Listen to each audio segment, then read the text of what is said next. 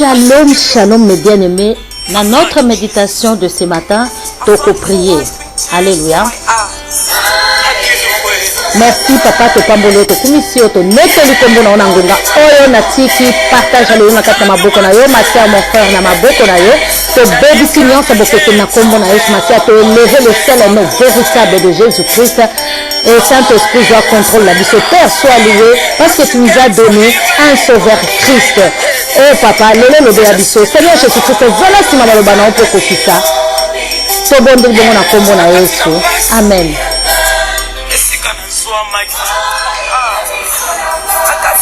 Alléluia. Maya miso na ngai ekoma mai ya komela pona nini pona Yesu Masia ndeko na ngai yo pe soko ndimeli Yesu Masia maya miso na yo ekokoma mai ya komela na kati na pasi na kati na bisengo ndeko na biso lo mbongo abi na kati na pasi nde place azwa maki yo poza na bisengo ko uzwa mape kati na bisengo parce que abondance pe memaka folie yo mto na kati ba pasi ko kene pe ka koluka banganga te okoyi kozwa ma. Alléluia. Shalom encore bandeko na nga na méditation na biso na tongo na lelo tozo continuer kaka na Apocalypse ndenge to lobela ki na ba cassette lundi et bongisa malamu na yo ma sœur mon frère poto répéta ka mingi te kota na chaîne na nga Easy Label na chaîne na nga Easy Label okomona ba cassette na ndenge molinga mi dans le Seigneur beta na kati na Google obeti Easy Label en un mot Easy Label espace baraka okomona ndenge to lobela ki kuna penza na kati na Apocalypse ndenge mo continue biso Yesu Masia sepela ki na kolakisa Yohane o ezali Jean asepela ko lakisa ye bakambo oyo bakoya yango photo tanga rapena Apocalypse photo za la prudence photo yeba nini ekoya et puis to yeba ko tambusa banzoto na biso malamu na se na moi. Alléluia. Sans plus tarder, tous Apocalypse 9, dans chapitre 1, ensuite, nous continuer les cinquième ange sonnant de la trompette, et j'ai vu une toile qui était tombée du ciel sur la terre, la clé du puits de l'abîme lui fit donner. Alobi, moins et oyamitano, tango a sonné trompette naie, balamoko a moni étoile et wuti likolo, et boakami na mabele, et wuti likolo, boakami na mabele, et puis, ba pesi ange wana clé abîme donc il y a li felo clé il y a li felo ba pe et pesameli ange wana. Deuxième balobi elle ouvre le puits de l'abîme afungo li porte na li felo et il monta depuis du fumée et puis ba fumée molinga et banet kobima comme la fumée d'une grande fournaise lokola tango otumba comme to basara mapa tabasala mapa na shuna na nini na four wana four ndenge bimisaka fumée moto na milinga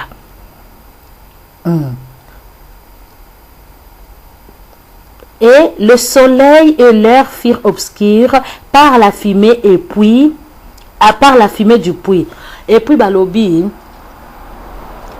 mo pepe na sanza et mo pepe na moi et tondisa maki na fumée mo pepezo mona na susute mo yezo mona na susute fumée o ezali molinga ezingi yango. Trois balobi des sauterelles sortir ba sauterelles babimi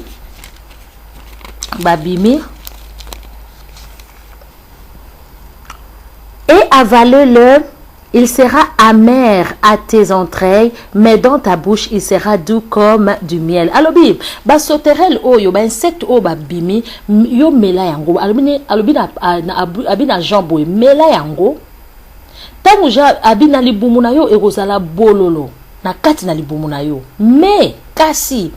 na kati na munoko na yo, ekozala doux comme la miel. Na munoko na yo, ekozala malamu. Ekokoma sucre po miel ezalaka pete ezalaka sucre ndeko na ngai. Alobi na Jean amela yango. Alobi amela ba sauterelle ndeko na nga. Koyoka liloba na Nzambe. Koyoka liloba na Nzambe to liloba na Nzambe vanda kati na yo. Tamusu koyoka bololo, tamusu koyoka pasi, anatika pena masumu na ngai. Nakedo kosala makamu mususu. Natika pena makambo nga na osana bomo inangai men ndeko na ngai liloba na Nzambe tango ebimaka na munoko ya moto ezalaka doux comme la miel. Alléluia. Tokitinano. Nadis balobi.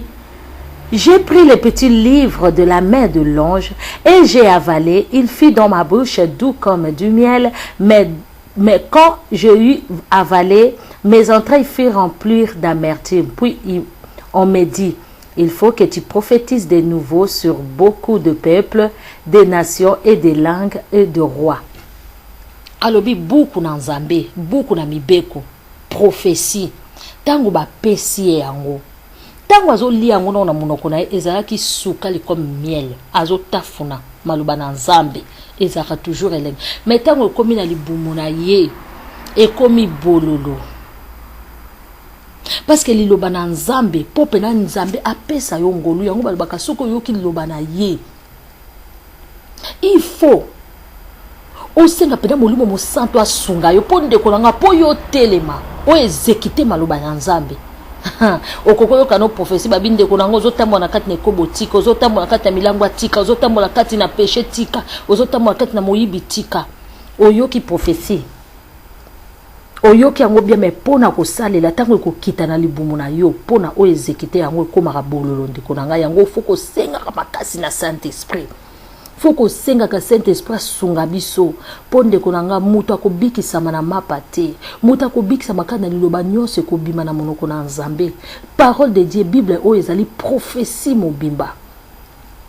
Donc il faut vraiment ezali prophétie pona vie na yo nyonso ekomami awe ko salema ndeko na ngai.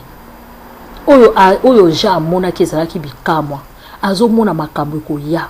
Yango wana lelo Jean Batinda ki asakula tikeli pe biso toza ko sakula na tango osoko ki mongongo na ende ko nangai ko longwa na masumu zaka kilo pona ko longwa ko sala masumu zaka lenge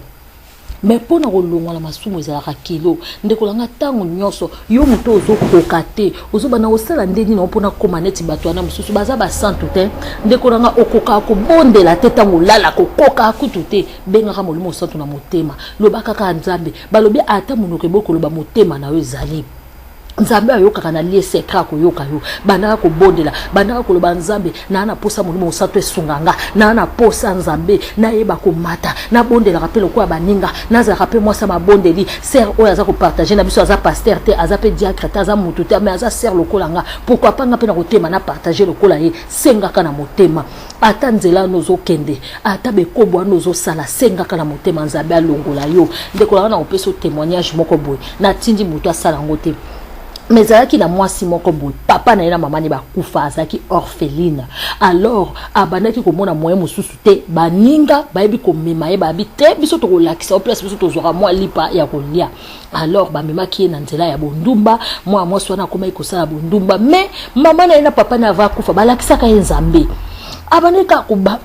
kubondela nzambe binzambe oyo vi na ngai te nzambe ungai fona longwa na vi oyo vi na ngata bande ko lela mukolo moko boy ayeko kutana bazaki camarade na ye bango mibale na mosala na bango ayeko kutana na moto moko boy moto ngalo bingala ko pesa bino mbongo moko ebele mais ngai na lingi bobima na ngai bino mibale. Alléluia ndeko langa tozo pesa témoignage po eba ko édifier yo muto za ko kangama na masumu mbala moko ya boya bingana na mona likama motindo te moto mobali abima na biso mibale camarade alobi tokei yo ebi musalo te tokei eza bien pona biso tango ba komi ko nzoka ne mobali wana azaki moto na solo ka muta uti na monde des ténèbres ye tango akoti asambela ki liboso nzambe malgré na masumu oyo Bible eza koloba akompesa ki parole eloba ki venez tel que vous êtes. Bible eza ko ba biso yaka lolenge ozali nzambe nda ko kangola babite yaka lolenge ozali otikala lolenge ozali te yaka lolenge ozali abondeli nzambe binzambe pasi yo ezati wapi yo yoka kate yo muto sala matoi mais oza censé oyoka abondeli motema eza ko bonga ta lobi ngai na kei nanu na salle de bain na mekozwa mai akomi na salle de bain bandi ko bondela nzambe na kokoka te makambo asomo boye nzambe mutu pa opesa nga lipa za te pa noko abengana nga tata mwasi abengana nga mama leki abengana nga na kokende wapi mwa mwasi alelaki et puis mwana mwasi ayeka kokota na kata ya chambre wana mutu wana bengani ye abina linga makambo boye te bonyo ke ko umela kuna ale bima o manke nga respect fi wana pe moninga ne basaki de bima yo zalaki no yuma boy boy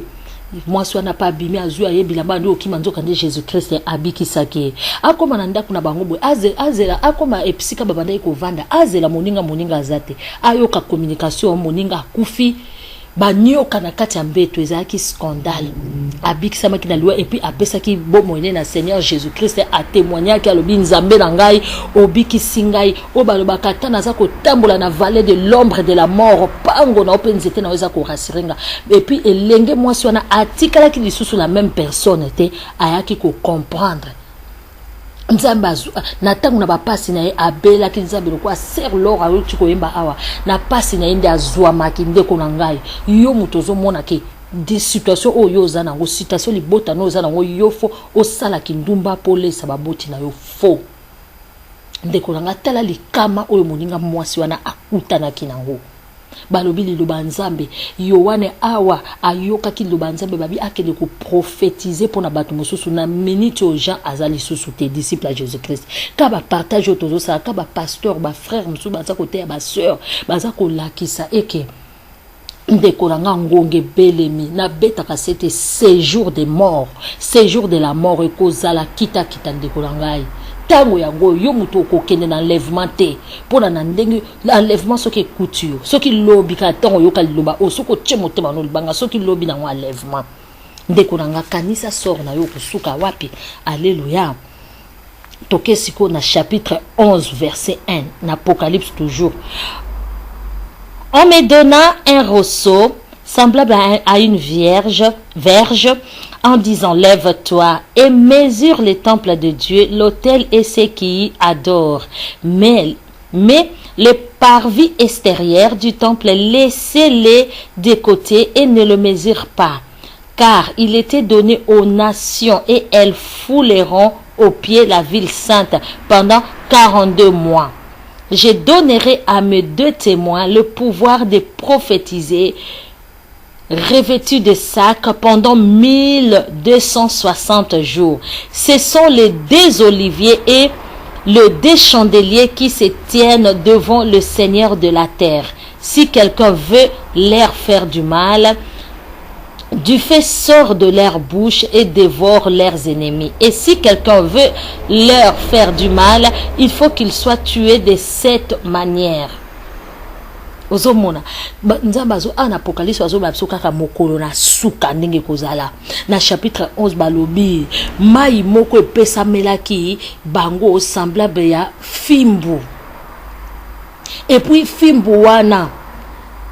et verge wana to nzete wana ezaki ko mesurer nzambe azo mesurer alobi na porte Paul kene ko mesurer parvis ezanini sikolo bat nzoto parvis na kalezaki parvis pokota na tempolo ya nzambe tozaki na parvis na lieu saint na lieu très saint siko parvis ekomi nzoto na yo nzambe alobi kene ko mesurer parvis wana alobi mesurer ka extérieur nango extérieur du temple. Alobi laissez de côté, laissez les côtés et ne le mesure pas, car il était donné aux nations et elles fouleront aux pieds la ville sainte pendant 42 jours. Parvis et comme une zotonayo molingami. Temple nzambe et comme une zotonayo na 1 Corinthiens 7 nzamba za kolobana biso toke baba temple nzoto na biso comme temple la molimo mo santo nzamba alobi ba mesurer yo et la teli na yo ba mesurer yo et la teli na yo kati na yo.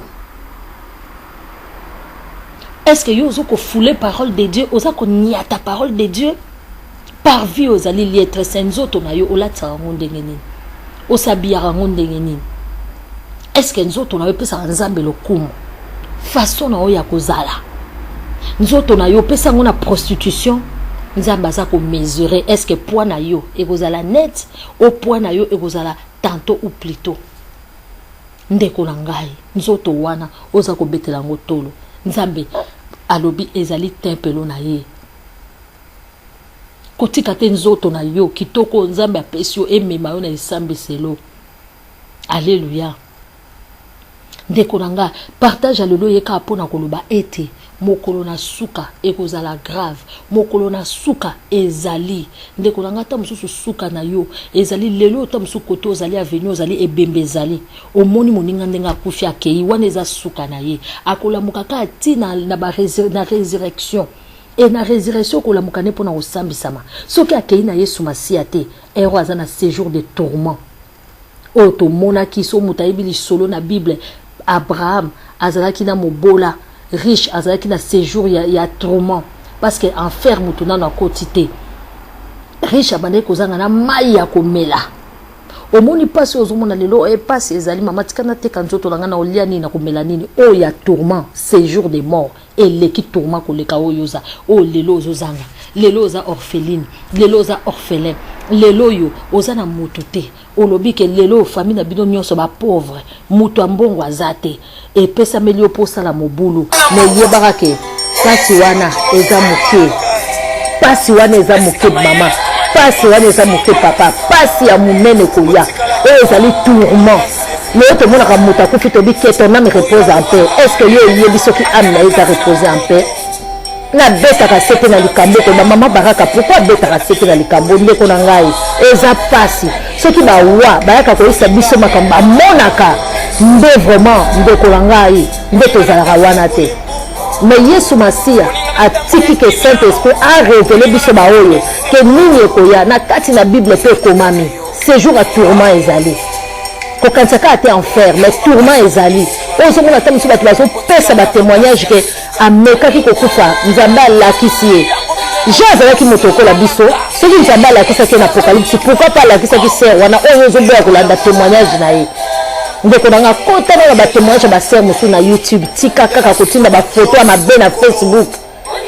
tala na ba témoignage partage le pour condamner te ba komema on a vie éternelle nzamba pambola yo ye muto